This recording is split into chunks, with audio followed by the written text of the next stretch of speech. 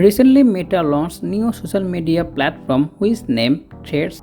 So let's now talk about how to create a Threads account. So at first open Instagram, then go to your account, then click three button. Here you can find second option Threads. Then click Get a Threads. Next you have to install Threads application. Then open the application, you can get this type interface. Then click Login with Instagram. Next click Input from Instagram your bio. Then click Continue and again Continue.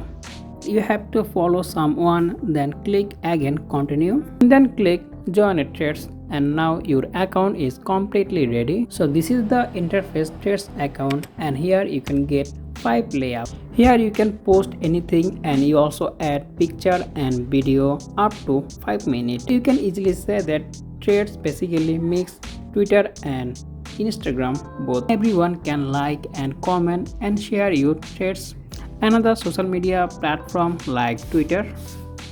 By the way, if you create a thread account, you can't delete your account. If you delete your thread account, your Instagram account also delete. You can just do your threads account public and private. So this is all about Threads app short review. I hope you guys like this video. If you like this video, please like and share and sub the channel, and I will catch you in the next one. Allah Hafiz.